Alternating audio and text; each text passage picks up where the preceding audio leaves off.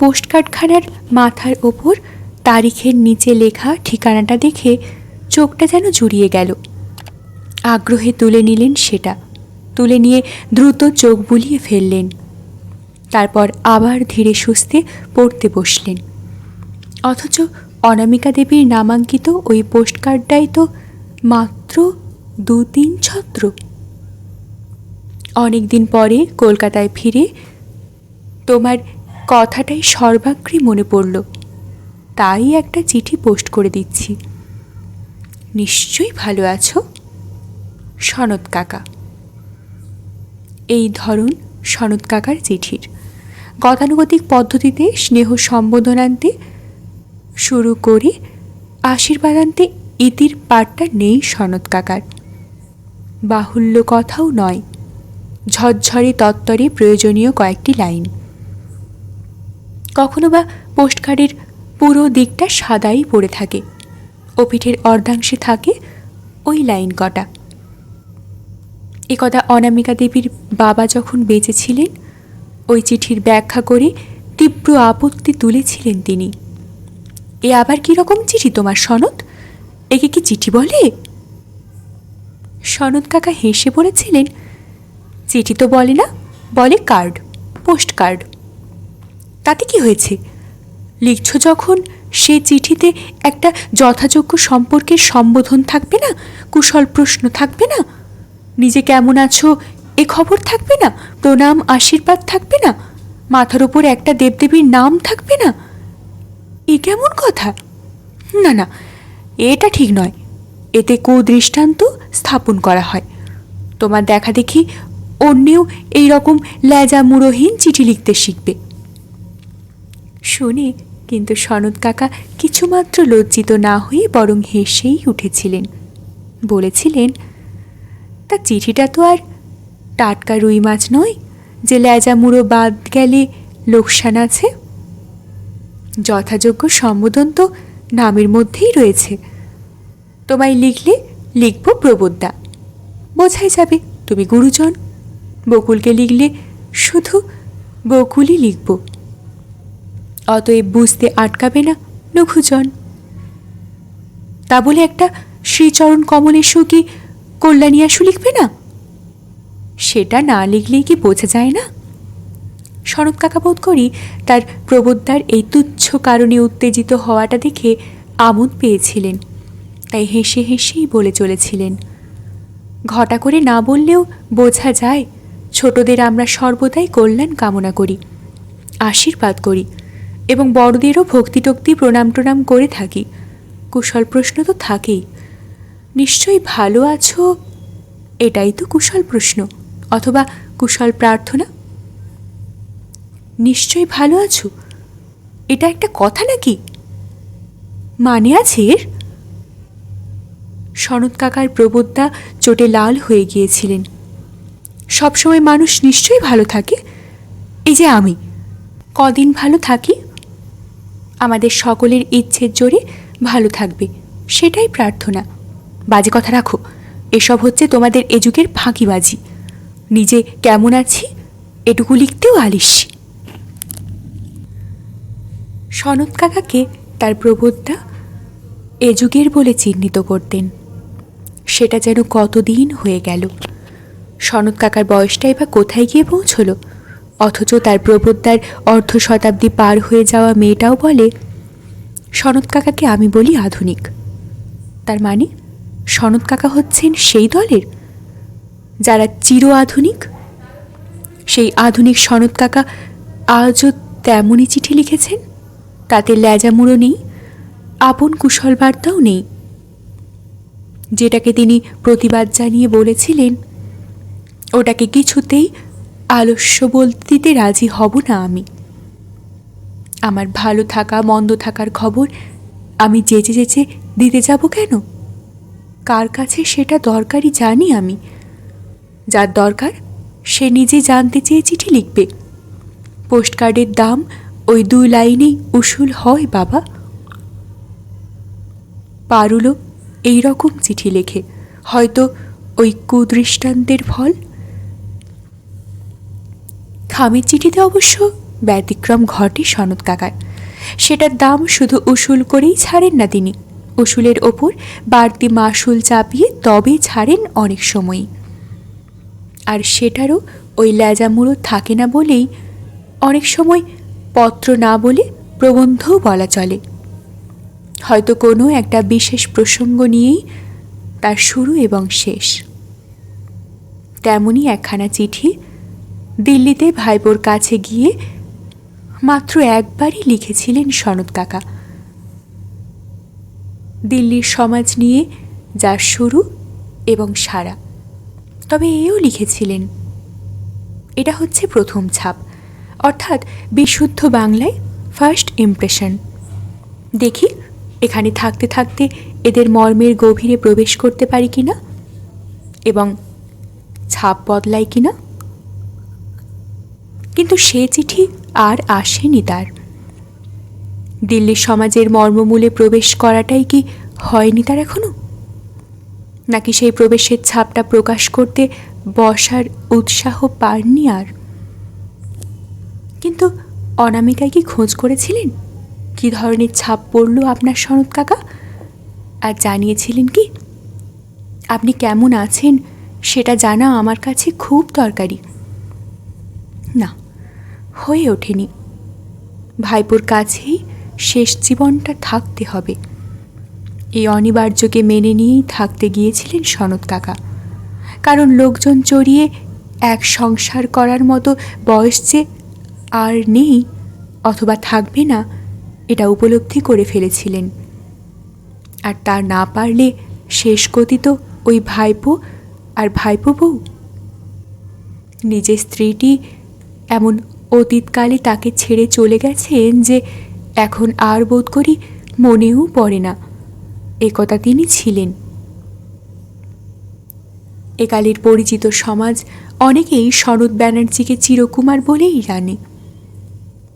অনামিকা ওর স্ত্রীকে একবার মাত্র দেখেছিলেন।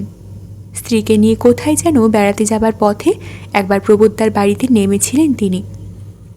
প্রেমঘটিত বিবাহ বলে বৌভাতের ভোজটোজ তো হয়নি, তাই বিয়ের সময় কেউ বউ দেখেনি।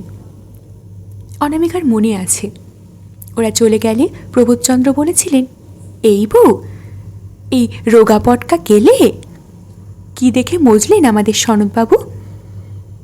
তাই বারুজ্জে হয়ে ঘোষালির ঘরে মাথা মুড়োতে গেলেন। ছে, যাক, সেই অতীত ইতিহাস নিয়ে আর কেউ চিন্তা করে না।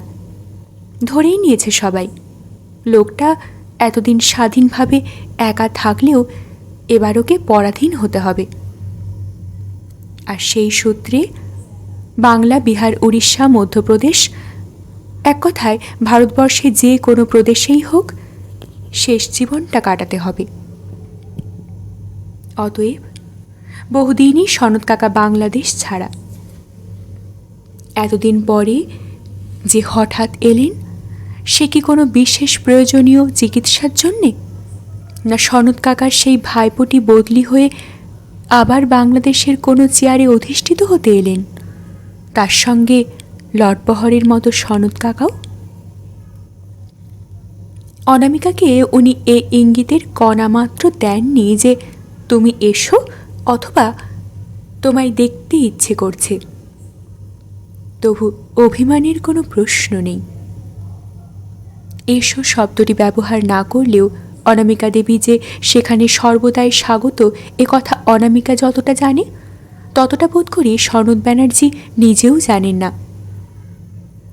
ওই চিঠিটাই তো এসো। সেই একটি অনুক্ত এসো শব্দটি অনামিকাকে টেনে বার করল ঘর থেকে। বেরোবার সময় আশা এবং আশঙ্কা করেছিলেন দুষ্ট মেয়েটা কোন ফাঁক থেকে এসে জেরা করতে শুরু করবে। এ কি শ্রীমতী লেখিকা দেবী, নিজে নিজে ট্যাক্সিটিকে বেরোনো হচ্ছে যে? রথ আসেনি তোমার পুষ্পমাল্যে ভূষিত করে সভার শোভাবর্ধন করতে বসিয়ে রাখবার জন্যে? না, মেয়েটাকে ধারে কাছে কোথাও দেখতে পেলেন না। নির্ঘাত সেই কারখানার কুলিটার সঙ্গে কোথাও ঘুরছে। নচে তার কোথা, আজ তো কলেজের ছুটি। বাড়ি জানা ছিল, তবু খুঁজে বার করতে কিছু দেরি হয়ে গেল। রাস্তার চেহারাটা একেবারে বদলে গেছে। অনেক দিন যে আসা হয়নি সেটা ধরা পড়ল ওই চেহারাটা দেখে। মাঝারি একটা গলির মধ্যে পৈতৃক বাড়ি সনৎ কাকাদের। সেই গলির মোড়ে অনেকখানিটা জমি পড়েছিল বহুকাল যাবৎ। সেটা ছিল পাড়ার বালকবৃন্দের খেলার মাঠ এবং পাড়ার ঝিয়েদের ডাস্টবিন। কষ্ট করে আর কেউ ছাইপাশ জঞ্জালগুলোকে দিয়ে রাস্তা পর্যন্ত এগিয়ে কর্পোরেশনের ডাস্টবিনে ফেলতে যেত না, ওই মাঠেই ফেলত। তাতে যে ছেলেদের খেলার আমোদ কিছুমাত্র ব্যাহত হতো এমন নয়, শুধু খেলার শেষে বাড়ি ফেরার পর মা ঠাকুমার জামা কাপড় ছাড়ো, পা ধুয়ে ফেলো ইত্যাদি চিৎকারে তাদের শাস্তিটা কিঞ্চিত বিঘ্নিত করত। অনেকদিন পরে এসে দেখলেন অনামিকা দেবী সেই মাঠটায় বিরাট কলেবর একটি ম্যানশন উঠেছে, যাতে অজস্র ক্ষোভ। সেই ক্ষোভে ক্ষোভে কে জানে কত পরিবার এসে বাসা বেঁধেছে। কে জানে এর মধ্যে থেকেই তারা জীবনের মানে খুঁজে পাচ্ছে কিনা। তবে আপাতত চেনা বাড়িটাও খুঁজে পেতে দেরি হলো ওই বহু ক্ষোভ বিশিষ্ট আকাশছোঁয়া বাড়িটার জন্যে। তারপর ঢুকে পড়লেন। হইচই করে উঠলেন না সনৎ কাকা। খুব শান্ত সহৃদয় হাস্যে বললেন, আয়, তোর অপেক্ষাই করছিলাম। প্রণাম করে বসে পড়ে ছেলে মানুষের মতো বলে উঠলেন অনামিকা দেবী। অপেক্ষা করছিলেন মানে? আসতে বলেছিলেন নাকি আমায়? বলিনি। সে কি রে, না বললে এলি কেন? হাসলেন সনৎ কাকা। লজ্জিত হলেন অনামিকা দেবী। বললেন, তারপর কেমন আছেন বলুন? খুব ভালো, খাচ্ছি দাচ্ছি, বাড়ি বসে আছি, খাটতে টাটতে হচ্ছে না। এর থেকে আরামদায়ক অবস্থার কি হতে পারে? অনামিকা অবশ্য এই আরামদায়ক অবস্থার খবরে বিশেষ উৎসাহিত হলেন না, বরং ঈষৎ শঙ্কিত গলায় বললেন, কেন বসে আছেন কেন? বেরুন না। বেরোবো কেন? সনৎ কাকা দরাজ গলায় হেসে উঠলেন। চলৎশক্তি জন্মাবার জন্য যদি একটা বছর লেগে থাকে সেটা বাদ দিয়েই ধরছি ৭৯ বছর কাল ধরে তো হাঁটলাম, বেরোলাম, বেড়ালাম। বাকি দিনগুলো ঘরে বসে থাকাই বা কি মন্দ? ওটা তো বাজে কথা। অনামিকা আরও শঙ্কিত গলায় বললেন, আসল কথাটা বলুন তো, শরীর ভালো নেই? এই দেখো, শরীর ভালো নেই মানে ভালো না থাকলেই হলো। তবে তবে বাড়ি বসে থাকবেন কেন? বাহ, বললাম তো, জীবনের প্রত্যেকটি স্টেজই চেখে চেখে উপভোগ করা দরকার নয়। নীরুকে বললাম, দেখ নীরু, এই হৃদযন্ত্রটা তো বহুকাল যাবৎ খেটে মরছে, এবার যদি ছুটি চাই তো যাক না, ছুটি নিতে দে। তা শুনতে রাজি নয়। ধরে নিয়ে এলো এই ব্যাটা ডাক্তারকে, মোটা ভি। সে তার পাণ্ডিত্য না দেখিয়ে ছাড়বে কেন? ব্যাস, হুকুম হয়ে গেল, নট নরণচরণ, নট কিচ্ছু। অতএব শিব গাম্বুপিল হয়ে পড়ে আছি। অনামিকা বুঝে নিলেন ব্যাপারটা, আসতে বললেন, কতদিন হয়েছে এরকম? আরে বাবা, হয়নি তো কিছুই। তবে কি করে দিনের হিসেব দেব? তবে তো কবে থেকে চুল পাকলো, কবে থেকে দাঁত নড়ল, এসব হিসেবও চেয়ে বসতে পারিস। একটা যন্ত্র বহুদিন খাটছে, একদিন তো সেটা বিকল হবেই। তাকে ঘষে মেজে আবার চাকায় জুড়ে দেবার চেষ্টা কি ঠিক? কিন্তু কি আর করা, কর্তার ইচ্ছায় কর্ম। আপাতত যখন নীরুবাবুই কর্তা, তার ইচ্ছায় বলবৎ থাকুক। নীরুদা বুঝি আবার কলকাতায় বদলি হয়ে গেলেন? বদলি? আরে না না, ও তো রিটায়ার্ড করে দেশে এসে বসল। রিটায়ার্ড করে? অনামিকা অবাক হয়ে বলেন, এখনই? এখনই কি রে, সরকারি হিসেব কি ভুল হয়? যথাযথ সময়ই হয়েছে, আমরাই শুধু মনে রাখতে ভুলে যাই দিন এগিয়ে চলেছে। তাহলে এখন এখানেই মানে কলকাতাতেই থাকবেন? তাছাড়া সনৎ কাকা আবার হাসেন। নীরুর সংসারে আবোল তাবোল আসবাবপত্রগুলোর সঙ্গে এই একটা অবান্তর বস্তুও থাকবে যতদিন না। হেসে থেমে গেলেন। কলকাতায় এসে আর কোনো ডাক্তার দেখানো হয়েছে? দেখ বকুল, যে রেটে কেবলই মনে করিয়ে দিতে চেষ্টা করছিস, কাকা তুমি বুড়ো হয়েছ, কাকা তুমি রোগী হয়ে বসে আছো, তাতে তোকে আর নীরুকে তফাৎ করা শক্ত হচ্ছে। ও প্রসঙ্গে জবনিকাপাত কর, তোর কথা বল। খুব তো লিখছিস টিখছিস, দিল্লিতেও নাম ডাক। তুই কি লিখছিস বল? নতুন কি লিখছি? অনামিকা হাসলেন। কিছু না। কিছু না? সে কি রে? এই যে শুনি এবেলা ওবেলা বই বেরোচ্ছে তোর। খবর তো যত হাঁটে তত বাড়ে। অনামিকা আর একটু হাসেন। 900 মাইল ছাড়িয়ে এসে পৌঁছেছে তো খবরটা। তার মানে তুই বলছিস খবরটা আসলে খবর নয়, সে বাজে গুজব, লিখছিস টিখছিস না? লিখছি না তা বলতে পারি না, বললে বাজে কথা বলা হবে। তবে নতুন কিছু আর লিখছি কই। কেন রে? শরৎ কাকা একটু চাঙ্গা হয়ে উঠে বসে বলেন, সমাজে সংসারে এত নতুন ঘটনা ঘটছে রোজ রোজ, মুহূর্তে মুহূর্তে সমাজের চেহারা পাল্টাচ্ছে, তবু নতুন কথা লিখতে পারছিস না? অনামিকা হঠাৎ যেন অন্যমনস্ক হয়ে যান, যেন নিজের সঙ্গে কথা বলেন। হয়তো ওই জন্যেই পারছি না। রোজ রোজ যে নতুন নতুন ঘটনা ঘটছে তার হিসেব রাখতে পারছি না, মুহূর্তগুলোকে ধরে ফেলতে পারছি না, হারিয়ে যাচ্ছে, অন্যরকম হয়ে যাচ্ছে তারা। ধরতে চেষ্টা করতে হবে, জোর দিয়ে যেন নির্দেশ দিলেন সনৎ কাকা। চেষ্টা করছি, হচ্ছে না। ওই মুহূর্তগুলো তো স্থায়ী কিছু দিয়ে যাচ্ছে না, ওরা শুধু সাবানের ফেনার মতো রঙিন বুদবুদ কেটে বাতাসে মিলিয়ে যাচ্ছে। আর একদিকে একটু যেন ভাবলেন অনামিকা দেবী, আর একদিকে কোথায় যেন চলছে ভয়ানক একটা ভাঙনের কাজ। তার থেকে ছিটকে আসা খোয়া পাথরের টুকরো, উড়ে আসা ধুলো গায়ে চোখে এসে লাগছে। কিন্তু সেই ভয়ানককেই বা ধরে নেব কী করে? তার সঙ্গে তো আমার প্রত্যক্ষের যোগ নেই নিকট অভিজ্ঞতায়। আধুনিক না, আধুনিক বলবো না, বলবো বর্তমান সমাজকে। তবে আমি কলমের মধ্যে ভরে নেব কি করে?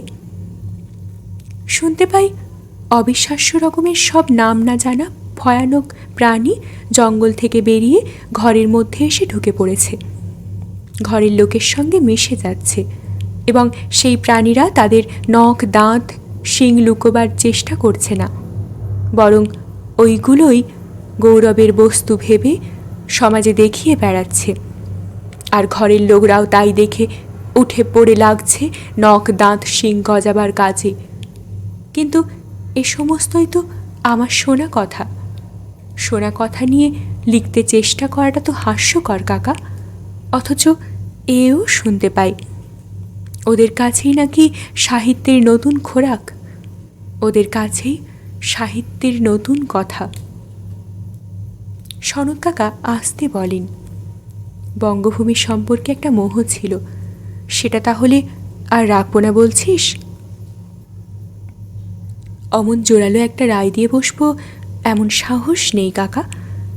আমি তো নিজেই জানি না মোহটা একেবারে মুছে ফেলে দেবার মতো দুঃসময় সত্যিই এসেছে কিনা। তবে মাঝে মাঝে ভাবি, এইটাই কি চেয়েছিলাম আমরা? এইটাই কি আমাদের দীর্ঘদিনের তপস্যার পুরস্কার? বহু দুঃখ বহু ক্লেশ সয়ে এই দেবতাকেই জাগালাম আমরা আমাদের ধ্যানের মন্ত্রে। তা যদি হয়তো সেটাই সেই মন্ত্রেরই ত্রুটি, তবে সেই কথাই বল জোর গলায়। তোরা সাহিত্যিকরা, কবিরা, শিল্পীরা তোরাই তো বলবি, মানে তোরা বললেই লোকের কানে পৌঁছবে। আমাদের মতো ফালতু লোকেরা একযোগে তারস্বরে চেঁচালেও কিছু হবে না, কিচ্ছু না। অনামিকা হেসে ফেলেন। ওই ৮০ বছরের বৃদ্ধের এই একটা নেহাত ছেলে মানুষী ভঙ্গি দেখে ভারী কৌতুক অনুভব করেন অনামিকা।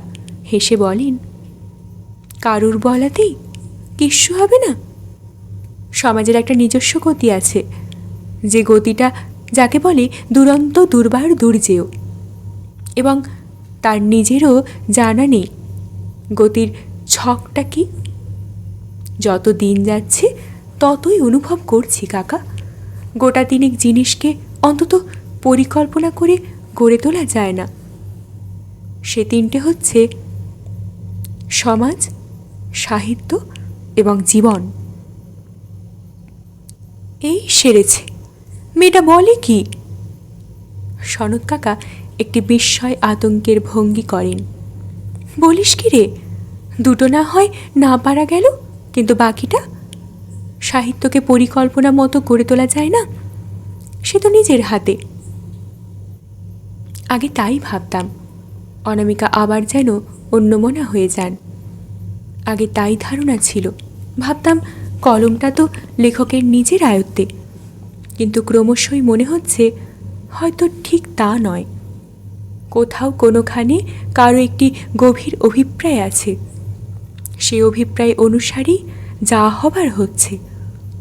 সর্বনাশ, তুই যে তত্ত্ব কথাই চলে যাচ্ছিস, অর্থাৎ সকলই তোমারই ইচ্ছা, ইচ্ছাময়ী তারা তুমি। মাঝে মাঝে তাই মনে হয়, অনামিকা মৃদুস্বরে বলে চলেন। ইচ্ছাময়ী কি অনিবার্য যে নামই দেওয়া হোক, অদৃশ্য একটা শক্তিকে কি আপনি অস্বীকার করতে পারেন কাকা? কবিত্ব করে বললে জীবন দেবতা।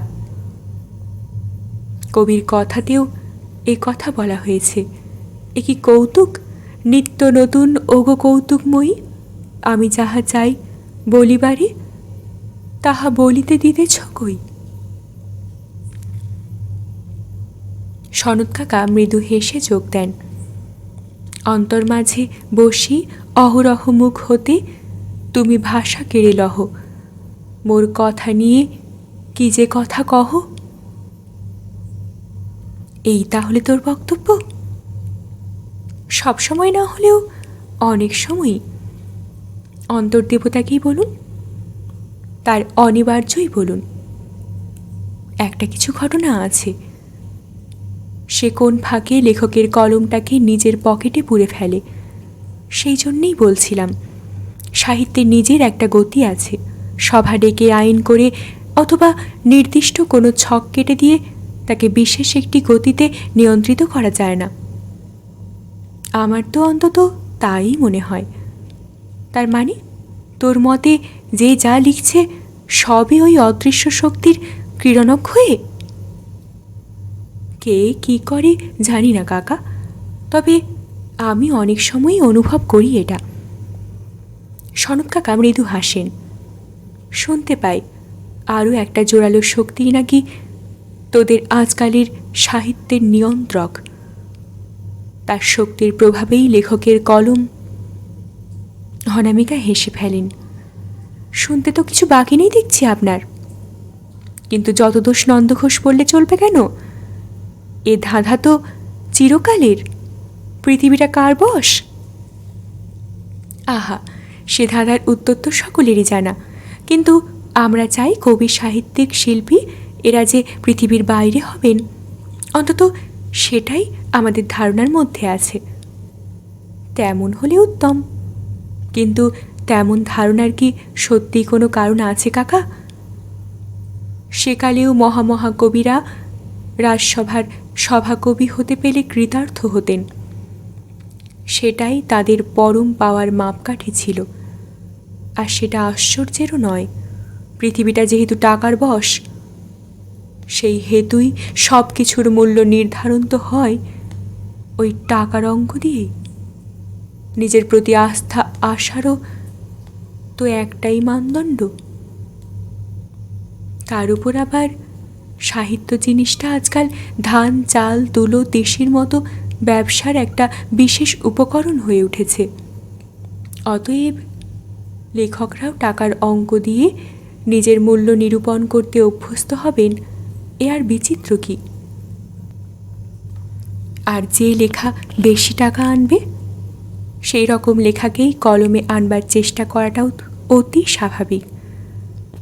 সনৎ কাকা ঈষৎ উত্তেজিত গলায় বলেন, তার মানে তুইও ওই টাকার জন্য লেখাটাকে সমর্থন করিস? অনামিকা হেসে ফেলে বলেন, সমর্থনের কথা নয় কাকা, সমর্থনের কোনো প্রশ্নই নেই। আমি সেই অনিবার্যের কথাই বলছি। আমার ধারণায় এইটা হলে ওইটা হবেই। আপনি অবশ্যই জানেন আজ এমন একটা অবস্থায় দাঁড়িয়েছে, সমাজের প্রতিটি স্তরের লোক অর্থাৎ প্রতিটি সুযোগ সন্ধানই লেখকের কলম ভাঙিয়ে খাচ্ছে। লেখকের কলমই তো বিজ্ঞাপনের বাহন। কাগজের সম্পাদকরা এখন আর লেখক তৈরি করে তোলার দায়িত্ব ধার ধারেন না। ধার ধারেন শুধু সেই লেখকের যার লেখা থাকলে পত্রিকায় বিজ্ঞাপন আসবে। অতএব প্রতিষ্ঠিত লেখকরা ক্রমশই তাদের ওই বিজ্ঞাপন সংগ্রহের কল হয়ে উঠেছেন। আর তার অবশ্যম্ভাবী পরিণাম হিসেবে নতুনরা ওই দরবারের ঢোকবার পথ না পেয়ে লেখকের দৃষ্টি আকর্ষণ করতে উৎকট রঙের উদ্ভট পোশাক গায়ে চাপিয়ে দরবারের দরজায় দাঁড়িয়ে অঙ্গভঙ্গি করে টিন পেটাচ্ছে। জানে এতে লোক জুটবেই। দরবারে ঢুকে পড়তে পারলে তখন দেখানো যাবে প্রতিভা। অবস্থাটা তো বেশ মনোরম লাগছে রে। কিন্তু কিছু বাড়িয়ে বলছি না কাকা, নতুন লেখকদের অনেক সংগ্রাম করে তবে প্রতিষ্ঠিত হতে হয়। অনেক নতুন ভঙ্গি, নতুন চমক লাগাতে না পারলে উপায় নেই। আর তারই অনিবার্য প্রতিক্রিয়াতে একবার প্রতিষ্ঠিত হয়ে বসতে পেলে আর কেউ খাটতে চায় না। তার নতুন কথা দেবার চিন্তা থাকে না। চিন্তা থাকে না কি বলবার জন্য এসেছিলাম।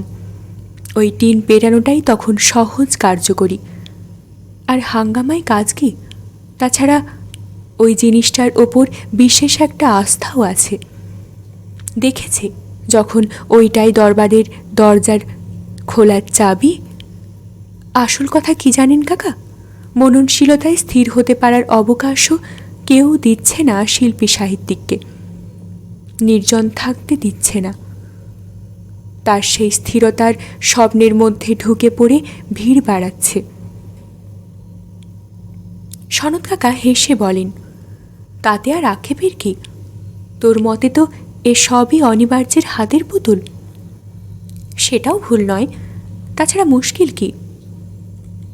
ওই টিন পেটানোদের কাছে লোক টিন পেটানোই চাইবে। যেমন কৌতুক অভিনেতার কাছে কৌতুক অভিনয় ছাড়া আর কিছু নয়। জীবনে একবার যে ভাড়ামি করে মরেছে, জীবনে কখনো আর তার সিরিয়াস নায়ক হবার উপায় নেই। তাহলে তো দেখছি তোদের ওই সাহিত্য ক্ষেত্রটাও দস্তুর মতো গোলমেলে। দারুণ গোলমেলে কাকা। নিভৃত চিন্তায় নিমগ্ন হবার গভীর আনন্দ থেকে বঞ্চিত হয়ে উদ্ভ্রান্ত হয়ে বেড়াচ্ছে সবাই। তোরও তাই অবস্থা নাকি? সনৎ কাকা একটু কৌতুকের হাসি হাসেন। আমার কথা বাদ দিন। অনামিকা বলে ওঠেন, লিখলেই সাহিত্যিক হয় না। নিজেকে অন্তত আমি সাহিত্যিক শব্দটার অধিকারী ভাবিও না। লেখার অধিকার আছে কি না এ কথা না ভেবে চিন্তেই এ কথা লিখতে শুরু করেছিলাম। এখন দেখি পাঠকরাই অথবা সম্পাদকরাই লেখাচ্ছেন। এর বেশি কিছু নয়। তবে ইচ্ছে করে নতুন কিছু লিখি, বিশেষ কিছু লিখি। হেসে ওঠেন অনামিকা। তবু সেই বিশেষের ক্ষমতা থাকলে তো। সত্যি বলবো কাকা, এ যুগকে আমি চিনি না, চেনবার চেষ্টা করব এমন পরিবেশও নেই। এ যুগ সম্পর্কে যেসব ভয়াবহ চিত্র শুনি অথবা পড়ি সেটা বিশ্বাস করতে পেরে উঠি না। কিন্তু শরৎ কাকা আসতে বলেন, অনেক ক্ষেত্রেই তো বাস্তব বস্তুটা কল্পনার থেকেও অবিশ্বাস্য। হয়তো তাই। আবার যেন কেমন অন্যমনা হয়ে যান অনামিকা। তার সত্য সাক্ষী পুলিশের রিপোর্ট, ডাক্তারের রিপোর্ট, কিন্তু সাহিত্যিকও কি সেই সত্যেরই সাক্ষী হবে? সাহিত্যিকও কি এই সত্য উদ্ঘাটনের কাজে কলম ধরবে? জানোয়ারের সঙ্গে মানুষের তফাৎ শুধু বাইরের চেহারাটাই? অন্য কোনো তফাৎ আছে কিনা সে সন্ধান না করেই হেসে বলে উঠবে, আরে বাবা থাক, তফাৎ থাকবে কেন? এখানে রক্ত মাংস, ওখানেও রক্ত মাংস, রক্ত মাংস ব্যতীত আর কোথায় কি? এই প্রশ্নটাই আজকাল খুব প্রবল হয়েছে, তাই না রে? খুব। হয়তো অনবরত ওইটা শুনতে শুনতে ওটাই বিশ্বাসের বস্তু হয়ে দাঁড়াবে। সনৎ কাকা দৃঢ়স্বরে বলেন, লোকে তো অনবরত নতুন কথা শুনতে চাইবে। এ কথা আর কতদিন নতুন থাকবে? মানুষ নামের জীবটা তো বাঘসিংহীর মতো অত বড়ও নয়। মাত্র 3.5 হাত দেহখানা নিয়েই তো তার কারবার। তার রক্ত মাংস ফুরোতে কতক্ষণ? সেই তো কথা, সেইটাই তো ভাবি। ওপর দিকে অনন্ত আকাশ, নিচের দিকে পা চাপলেই কাদায় পা। কোনটা সত্য? না, যা বুঝছি তোর দ্বারা আর নতুন কথা লেখা হবে না। শরৎ কাকা হাসেন, হয়তো তাই হাসেন অনামিকাও, অন্য মনস্কের হাসি। তারপর বলেন, মানুষের সংজ্ঞা যে শুধু জীবমাত্র, শিব শব্দটা যে অর্থহীন, এর প্রমাণ যখন এখনো স্পষ্ট পাইনি তখন হবে নাই মনে হয়। তবে এটাও ঠিক কাকা, যা আমার অজানা তা নিয়ে লিখতে গেলে পদে পদে ভুলই হবে, সেটা জানি। আমার তো ভাবলে অবাক লাগে। কথায় বাধা পড়ে। শরৎ কাকার ভাইপো বউ এসে দাঁড়ান, বলেন, ওষুধ খাওয়ার সময় হয়েছে কাকামণি। কোমল মধুর কণ্ঠ, মায়ের আদর ভরা। মনে হলো যেন একটি শিশুর কাছে এসে কথা বললেন। সঙ্গে সঙ্গে চমকে উঠলেন অনামিকা, কারণ উত্তরে পরক্ষণেই সত্য সত্যই যেন একটি শিশুর কণ্ঠস্বর শুনতে পেলেন তিনি। না, এই নির্ভুল হুঁশিয়ার মা জননীটির কাছ থেকে বুড়ো ছেলেটার আর ছাড়ান ছোড়ান নেই। দাও, কোথায় কি ওষুধ আছে তোমার? কে বলল কথাটা? সনৎ কাকা? হ্যাঁ, তিনিই বটে। অথচ অনামিকার কানে যেন ভয়ঙ্কর রকমের অপরিচিত লাগলো স্বরটা। স্বর, সুর, ভঙ্গি সর্বদা যারা সাজিয়ে গুছিয়ে ছেদো ছেদো কথা বলে, ঠিক যেন তাদের মতো। অনামিকার খারাপ লাগলো, খুব খারাপ লাগলো। অথচ এমন কি আর ঘটেছে এতে খারাপ লাগার মতো? যে মহিলাটি তার একজন বৃদ্ধ গুরুজনকে স্নেহ সমাদর জানাতে মহিমাময়ী মাতৃমূর্তিতে এসে দাঁড়িয়ে স্রেফ মায়ের গলাতেই জানালেন ওষুধ খাবার সময় হয়েছে, তার কণ্ঠস্বর সুরেলা, মুখশ্রী সুন্দর, সাজসজ্জা গ্রাম্যতা বর্জিত এবং সর্ব অবয়বে একটি মার্জিত রুচির ছাপ। এর সঙ্গে কথা বলতে হলে তো ওই রকম গলাতেই বলা উচিত। মহিলাটি যদি তার পূজনীয় গুরুজনটির দ্বিতীয় শৈশবের কালের কথা স্মরণ করে তার সঙ্গে শিশু জনচিত ব্যবহার করেন, গুরুজনটির কি শ্বশুর জনচিত ব্যবহার সঙ্গত? তবু অনামিকার খারাপ লাগলো, সত্যিই খুব খারাপ। মহিলাটি যেন এতক্ষণে অনামিকাকে দেখতে পেলেন, তাই ওষুধের শেষে গ্লাস টেবিলে নামিয়ে রেখে 2 হাত জোর করে ঈষৎ নমস্কারের ভঙ্গিতে সৌজন্যের হাসি হেসে বললেন, শুনেছি আপনি আমার স্বামীর ছোট বোন, তবুও কিন্তু আপনি করে ছাড়া কথা বলতে পারবো না। হঠাৎ এরকম অদ্ভুত ধরনের কথার বিস্ময়ের সঙ্গে কৌতুক অনুভব করলেন অনামিকা। মৃদু হেসে প্রতি নমস্কার করে বললেন, কেন বলুন তো? মহিলাটি অবসরপ্রাপ্ত স্বামী স্ত্রী এবং দ্বিতীয় পক্ষও নয়, কাজেই নিতান্ত তরুণীর পর্যায়ে পড়ে না। তবু নিতান্ত তরুণীর গলাতেই সভয় সমীহে বলে উঠলেন, বাবা, আপনি যা একজন ভীষণ বড় লেখিকা, উহ, আপনার সঙ্গে তো কথা বলতেই ভয় করে। সনৎ কাকার ভাইপো বউয়ের উচ্চারণ স্পষ্ট মাজা, প্রতিটি শব্দ যেন আলাদা আলাদা করে উচ্চারিত। কথা বস্তুটা যে একটি আর্ট এ বোধ যে আছে তার, তাতে সন্দেহ নেই। একজন ভীষণ বড় লেখিকার সঙ্গে কথা বলছেন বলেই কি ভাইপো বউ এমন কেটে ছেটে মেজে ঘষে কথা বললেন? না, এইভাবেই কথা বলেন? হয়তো তাই বলেন, হয়তো এইটাই ওর নিজস্ব ভঙ্গি। তবু কেনই যে অনামিকার মনে হলো অনেক দিনের চেষ্টায় উনি ওই কথা বলার আর্টটি আয়ত্ত করেছেন। ভাইপো বউয়ের শাড়ি পরার ধরনটি ছিমছাম, চুলগুলি সুছাঁদের করবিতে সুবিন্যস্ত, গায়ে হালকা দু একটি অলংকার, চোখের কোণে হালকা একটু সুরমার টান, পায়ে হালকা একজোড়া চটি। শাড়ির জমিটা ধরা যায় কি না যায় গোছের হালকা একটু ধানি রঙের, এবং চশমার ফ্রেমও হালকা ছাই রঙা। অর্থাৎ সব মিলিয়ে একটা হালকা ওজনের তরুণী লাগলো তাকে। অনামিকা হেসে বললেন, বড় লেখিকা এই শব্দটাকে অবশ্য আমি মেনে নিচ্ছি না, তবু প্রশ্নটা হচ্ছে, যদি কেউ কোনো ব্যাপারে বড়ই হয়, বাড়ির লোকেরাও কি তাকে সমীহ করবে? ওরে বাবা, তাহার বলতে? ভাইপো বউ হেসে ওঠেন। এ তো আপনার দাদা যখন বড় অফিসার ছিলেন, ভীষণ বিগ অফিসার, তখন আমি তো একেবারে ভয় কাঁটা হয়ে থাকতাম। খিলখিল করে হেসে ওঠেন ভাইপো বউ। আর সেই হাসির সঙ্গে এমন একটি লীলা বিচ্ছুরিত হয়, ওই বিগ অফিসার গৃহিণীদেরই মানায়। এই ভঙ্গিতেই উনি হয়তো বলতে পারেন, বাড়ি সারাবো কোথা থেকে, খেতেই কুলোই না তো বাড়ি।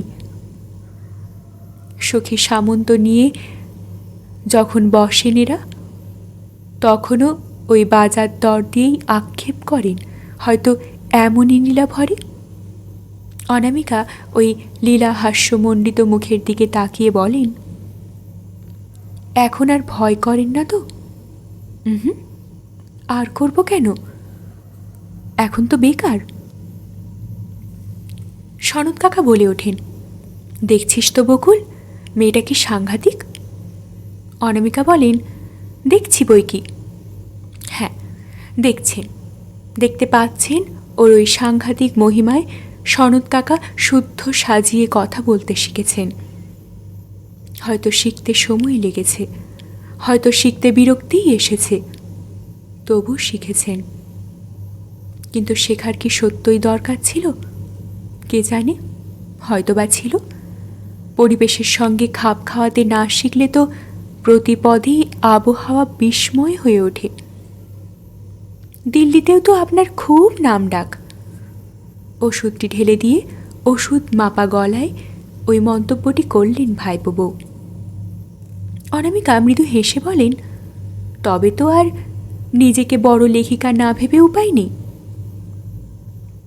সনৎ কাকা অনামিকার মুখের দিকে তাকিয়ে মৃদু হাস্যে বলেন, করতে হলো তো শিকার, তাহলেই বলো মেয়েটাকে সাংঘাতিক বলতে হয় না? আমার কাছে তো এতক্ষণ স্বীকার করছিলেই না। মা জননীদের কি যেন একটা সমিতি আছে, তার লাইব্রেরিতে তোর কত বই আছে, তাই না মা জননী?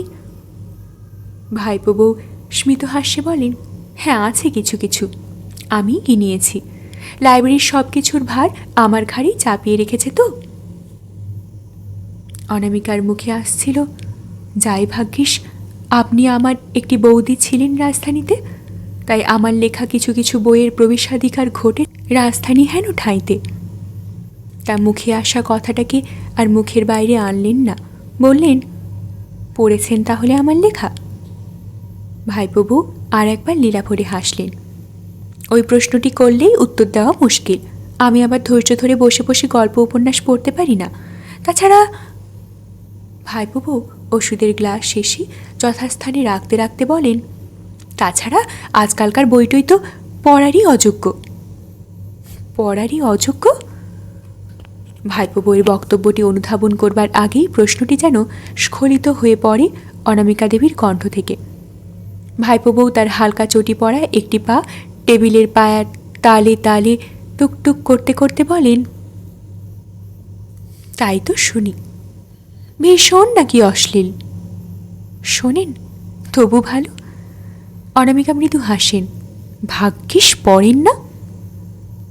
ভাইপো বউয়ের হাস্যরঞ্জিত মুখটা মুহূর্তে যেন কাঠ হয়ে যায়। গম্ভীর মুখে বলেন, রুচিও নেই সেসব বই নিয়ে আদালতে কেস ওঠে। যেসব বই যে মানুষ কি করে পড়ে। আমিও তো তাই বলি। সনৎ কাকা মৃদু হাস্যে বলেন, তোমার ওই মহিলা সমিতির মহিলারা যে কি বলে কেবলই আধুনিক সাহিত্য পড়বার জন্য অস্থির হন। ভাইপো বউ এবার তার শ্রদ্ধেয় গুরুজনটির দিকে কটাক্ষপাত করেন। মুখটা আর একটু কাঠ হয়ে যায়।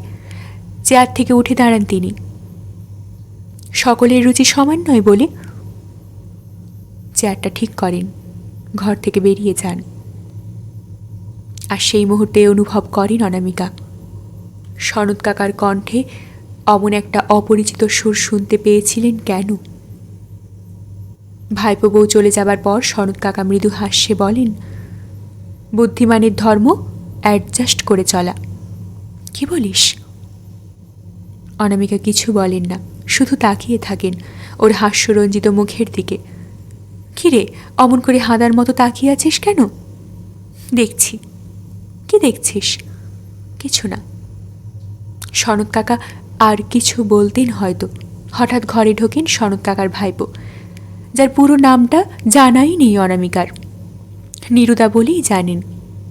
নিরুদার পরনে গাঢ় রঙের সিল্কের ধুতি, গায়ে একটা টেপ গেঞ্জি, হাতে টোব্যাকো টেন। স্ত্রীর সম্পূর্ণ বিপরীত ভঙ্গিতে একেবারে হইচই করতে করতে ঢোকেন তিনি। আরে আমাদের কি ভাগ্য শ্রীমতী লেখিকা দেবীর আগমন। তারপর আছো কেমন? বাড়ির সব খবর কি? খুব তো লিখছো টিকছো। অনামিকা বলেন, একে একে জবাব দি। কেমন আছি? ভালো। বাড়ির খবর ভালো। লিখছি অবশ্যই, তবে খুব কি না জানি না। জানো নাকি, শুনতে পাই তুমি নাকি দারুণ পপুলার। মেয়েরা নাকি তোমার লেখার নামে পাগল। অনামিকা হেসে ফেলে বলেন, মেয়েরা তো, মেয়েদের কথা বাদ দাও, ওরা কিসে না পাগল হয়। তাজা বলেছেন। নিরুদা হো হো করে হেসে ওঠেন। খুব খাঁটি কথা।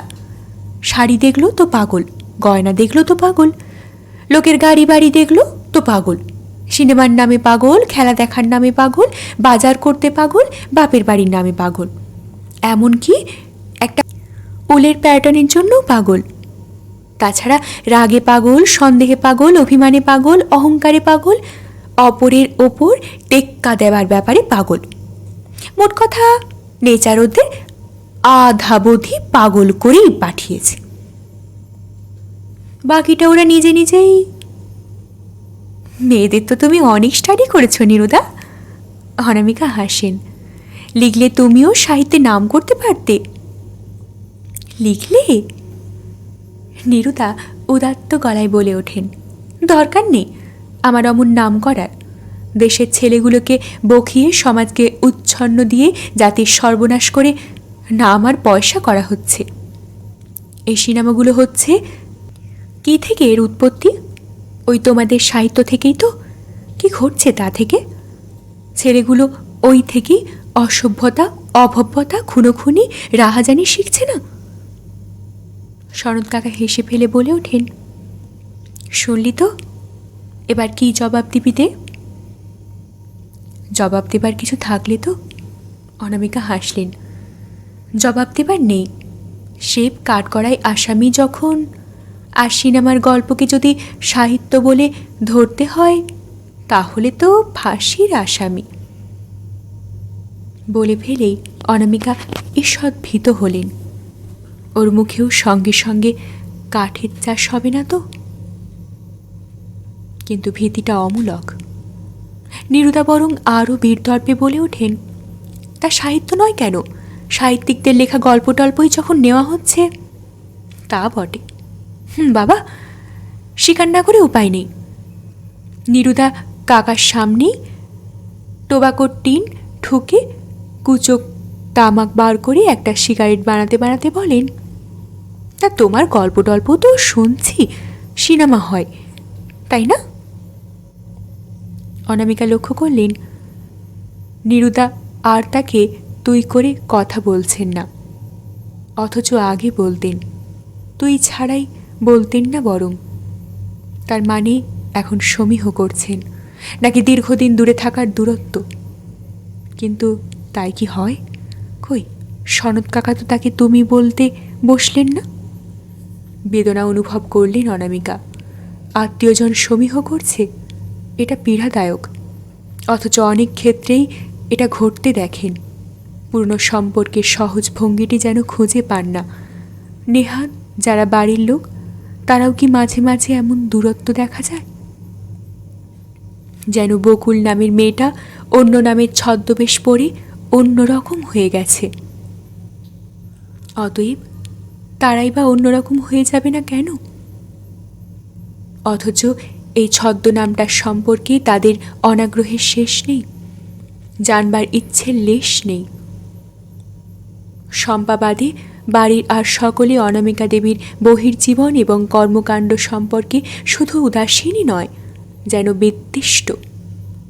তাদের কথার সুরে, কণ্ঠস্বরের ভঙ্গিতে অনেক সময় মনে হয় অনামিকা বুঝি স্রেফ সংসারকে ফাঁকি দেবার জন্যে দিব্যি একটি সুতো আবিষ্কার করে নিয়ে মনের সুখে স্বাধীনতা উপভোগ করছে। যেন বকুলের যেটি প্রাপ্য নয়, সেটি ওই কৌশলটি করে লুটে নিচ্ছে বকুল। অনামিকা কি লিখছেন, কত লিখছেন, কোথায় লিখছেন, এ ব্যাপারে কারও মাথা ব্যথা নেই। অনামিকা যে বিনা পরিশ্রমে শুধু কাগজের ওপর কতকগুলো আঁকিবুকি টেনে অনেকগুলো টাকা ফাঁকা পেয়ে যান, সেইটা নিয়ে কোনো এক জায়গায় ব্যথা। সেই টাকার সুযোগ যারা পাচ্ছে, 16 ছেড়ে 18 আনা তাদেরও না। অনামিকা দাদা বৌদিরা হাত পেতে কোনো খরচা নেন না অনামিকার কাছ থেকে, কিন্তু অনামিকারই বা ওরা ছাড়া আর কে আছে? কোথায় করবেন খরচ? দুঃসম্পর্কে দুস্থ আত্মীয়জন? হয়তো কিছুটা করতে হয় সেখানে, কিন্তু তাতে পরিতৃপ্তি কোথায়? কিন্তু ওই রূঢ় রুক্ষ কথার থাক, অভিমানের আরও ক্ষেত্র আছে বই কি। অনামিকার সাহিত্যের ব্যাপারে একেবারে বরফ শীতল হলেও বাইরে অনামিকার সাক্ষাতে যে ওরা অনামিকার নিতান্ত নিকটজন বলে পরিচয় হতে পরম উৎসাহী, সে তথ্য অনামিকার অবিদিত নেই। হয়তো জীবন এই রকমই, এতে আহত হওয়াটাই নির্বুদ্ধিতা। অনামিকা যখন তার পরিচিত বন্ধু সমাজের দিকে তাকিয়ে দেখেন, তখন এই অনুভূতি স্পষ্ট হয়ে ওঠে, জীবন এই রকমই। মানুষের সম্পর্কে মর্যাদাবোধ নেই, শুধু ভাঙিয়ে খাবার মতো মানুষকে ভাঙিয়ে খাওয়ার চেষ্টাই আছে প্রবল। আজকের দিনে সব থেকে বড় শিল্প বোধ করি মানুষ ভাঙিয়ে খাওয়ার শিল্প। যদি অনামিকা নামের মানুষটাকে ভাঙিয়ে কিছুটা সুবিধে অর্জন করে নিতে পারা যায়, তবেই সেই অর্জনকারীরা অনামিকার অনুরক্ত ভক্ত বন্ধু।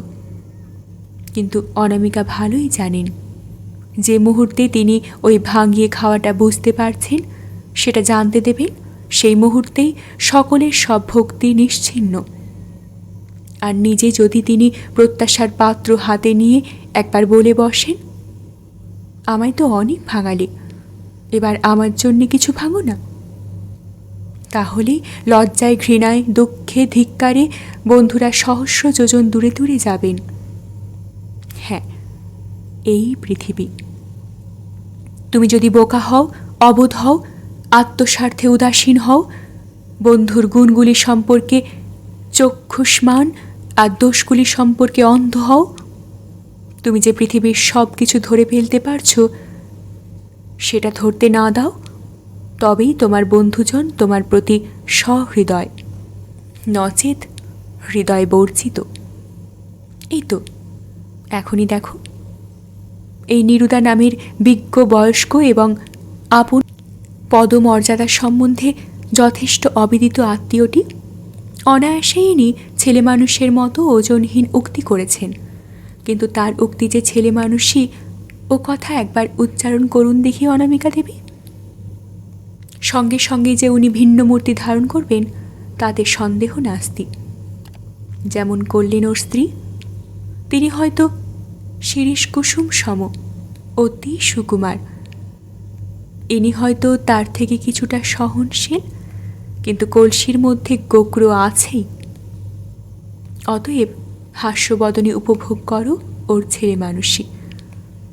অতএব বলে ফেলো, ও বাবা, তোমার ওই বিরাট কর্মচক্রের ঘর ঘর ধ্বনির মাঝখানেও এত খবর পৌঁছেছে তোমার কাছে? অত দূর থেকে পৌঁছবে না?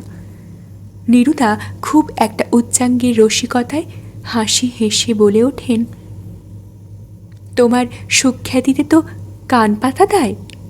যাক, তুমি যে ওই সব আধুনিক লেখকদের মতো অশ্লীল অশ্লীল লেখা লেখো না, এতেই আমাদের পক্ষে বাঁচুয়া। অনামিকা মনে মনে হাসলেন। ভদ্রলোক হয়তো তাবৎ জীবনকাল উচ্চ রাজকর্মচারী হিসেবে যথেষ্ট কর্মদক্ষতা দেখিয়ে এসেছেন। হয়তো সূক্ষ্ম দর্শন ক্ষমতায় অধস্তনদের চোখে সর্ষে ফুল এবং ঊর্ধ্বস্তনদের চোখে নিষ্কৃতির আলো ফুটিয়ে এসেছেন। কিন্তু সংসার ক্ষেত্রে যে আর একজনের চোখ দিয়ে জগৎ দেখে আসছেন তাতে সন্দেহ নেই। এ একটা টাইপ, বশংবদ স্বামীর উদাহরণ। যাক, কথাবার্তাগুলো কৌতুককর। তাই হাসি মুখে উত্তর দেন অনামিকা, আমি যে ওই সব মারাত্মক লেখা লিখি না সে কথা কে বললে তোমায়? আহা, ওটা আবার একটা বলবার মতো কথা নাকি? তুমি ওসব লিখতেই পারবে না? হাজার হোক ভদ্র ঘরের মেয়ে তো, আমাদের ঘরের মেয়ে, রুচি অমন কু হতে যাবে কেন? তা বটে। অনামিকা অমায়িক গলায় সায় দেয়, সে কথা সত্যি। তাছাড়া আমি তো আর আধুনিকা নই। বয়সের কথা বলছো?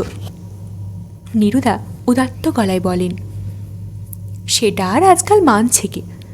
যত রাজ্যের বুড়োরাও তো শিং ভেঙে বাছুরের দলে ঢুকছে শুনছি।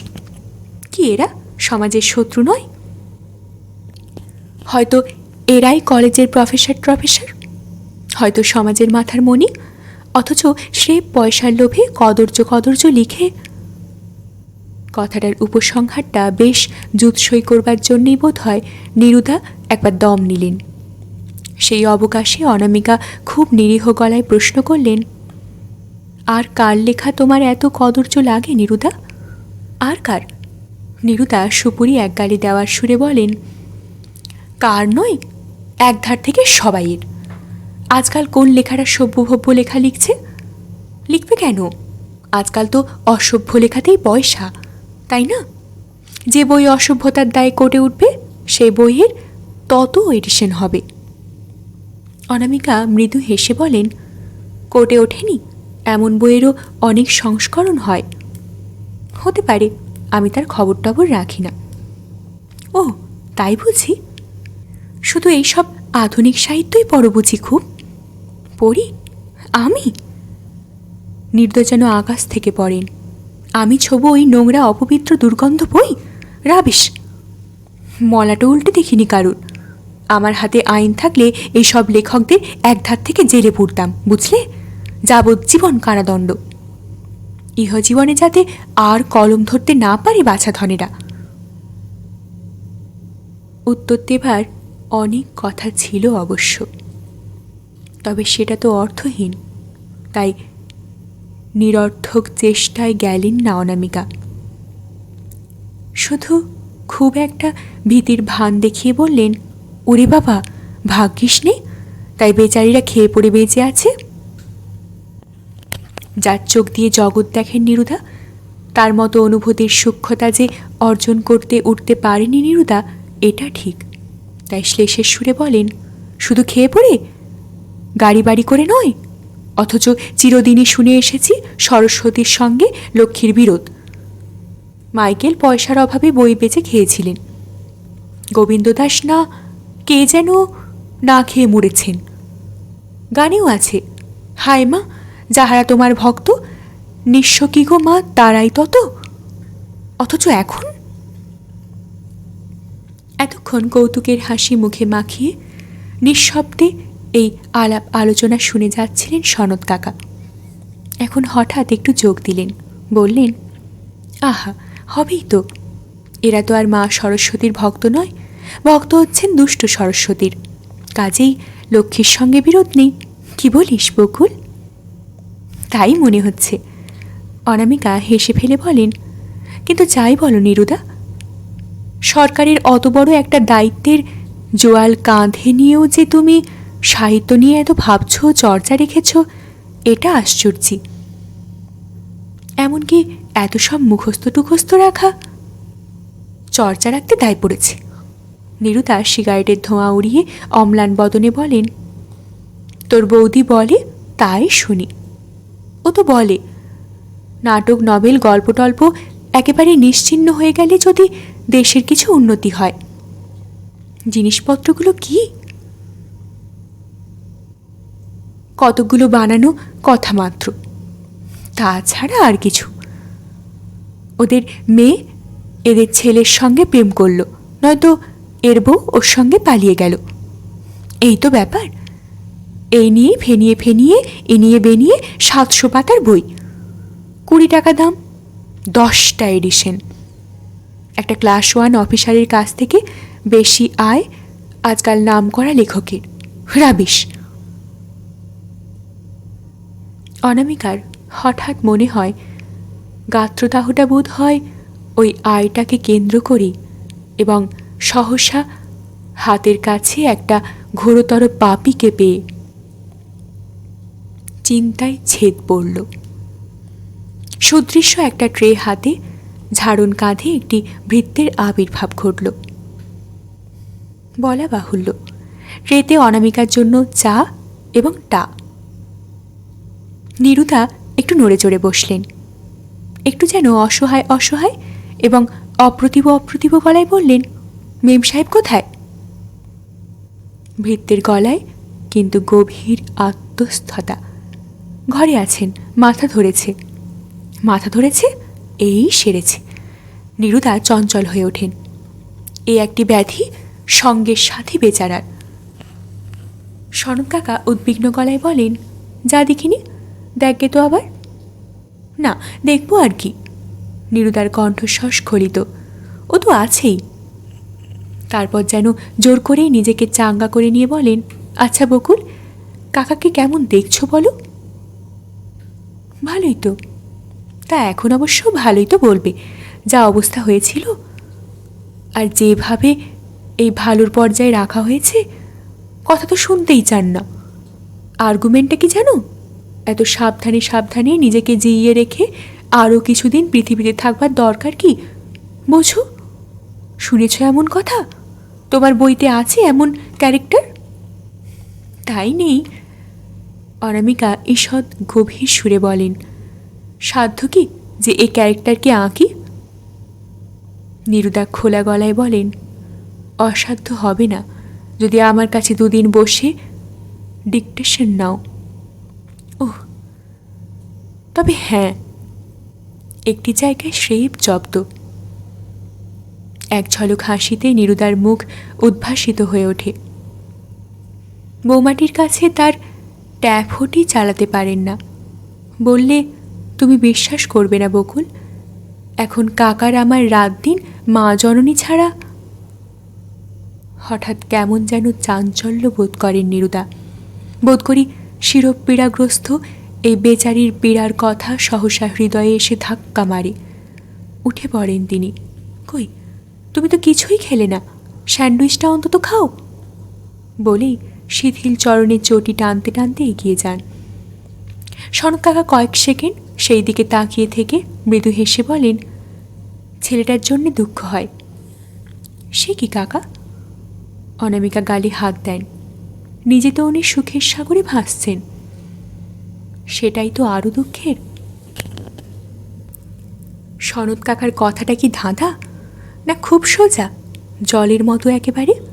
যারা সুখের সাগরে ভাসছে তাদের জন্যেই চিন্তাশীলদের যত দুঃখ, তাদের দুঃখবোধ জাগিয়ে তুলে সেই দুঃখ নিবারণের জন্য মাথা খোঁড়াখড়ি। কিন্তু মনে মনে একটু হাসলেন অনামিকা। কিন্তু যারা জেগে ঘুমোয়, যারা জেনে বুঝে কৃত্রিমতার দেবতাকে পুজো দিয়ে চলে, আচ্ছা কেন দেয়? চামড়া উড়ে যাওয়া শুধু রক্ত মাংসের চেহারাটা সহ্য করতে পারে না বলে? রূপ রস রং জৌলুসীন পৃথিবীটায় বাস করতে পারবে না বলে? যারা এখনও চ্যানেলটি সাবস্ক্রাইব করেননি তারা প্লিজ চ্যানেলটি সাবস্ক্রাইব করবেন। ভিডিওর নোটিফিকেশন তৎক্ষণাৎ পেতে অবশ্যই বেল আইকন প্রেস করে রাখবেন। আপনাদের মূল্যবান অভিমত কমেন্টের মাধ্যমে আমাকে অবশ্যই জানাবেন। আরও কী কী পাঠ শুনতে চান কমেন্টে জানাবেন। অবশ্যই সাবস্ক্রাইব করে আমায় উৎসাহিত করবেন, সাথে থাকবেন। ধন্যবাদ।